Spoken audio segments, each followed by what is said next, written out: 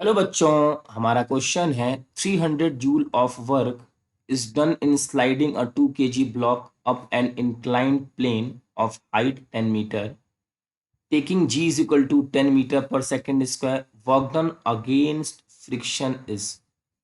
तो बच्चों इसकी सिचुएशन को समझते हैं पहले हम। ये हमारा एक इंक्लाइंड प्लेन है और इस इंक्लाइंड प्लेन पे एक ब्लॉक रखा हुआ है जिसका मास में दिया हुआ है 2 kg है और इसकी हाइट हम मान लेते हैं h और h इज इक्वल टू है 10 मीटर।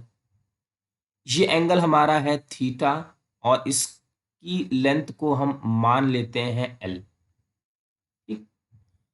उसके बाद हमसे पूछा गया वर्क डन अगेंस्ट फ्रिक्शन, मतलब वर्क डन का फॉर्मूला बच्चों क्या होगा?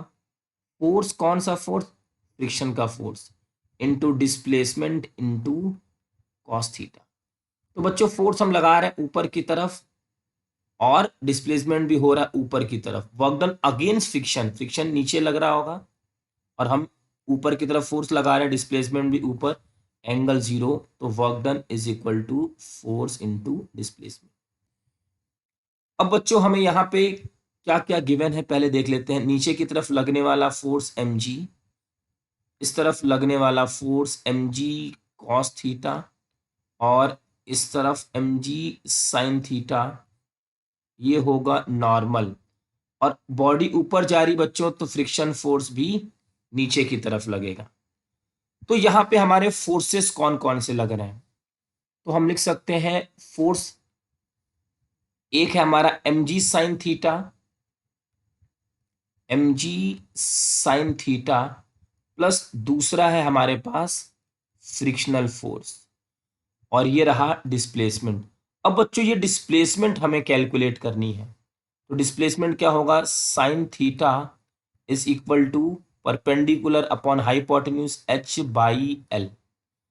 तो l is equal to h upon sine theta और इसको लिख सकते हैं h इंटू कोसेक थीटा।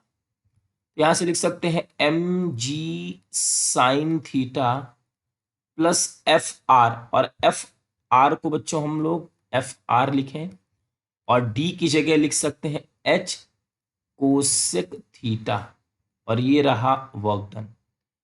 अब यहां से इसको सिंप्लीफाई करेंगे तो work done is equal to M G sine theta into H cosec theta plus F R H cosec theta.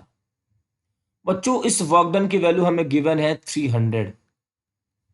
ये साइन थीटा से कोसेक थीटा कैंसिल आउट, ये हो जाएगा M G H plus F R H cosec theta. अब देखिए बच्चों क्या बोल रहा है, वर्क डन अगेंस्ट फ्रिक्शन। तो फ्रिक्शन क्या है? इसको हम लिख सकते हैं 300 minus M G H is equal to force into displacement. यही तो है work done by frictional force. Force into displacement, force कौन सा? फ्रिक्शन का। तो हमें ये कैलकुलेट करना है। ये होगा 300, मास की जगह हमारा 2, जी है 10 और हाइट है 10। यहां से बच्चों 300 minus 200 work done by frictional force, और work done by frictional force की वैल्यू आ जाएगी 100 जूल। तो हमारे इस क्वेश्चन का आंसर होगा 2। आई होप बच्चों कि आपको ये क्वेश्चन अच्छे से समझ में आ गया होगा। Thank you.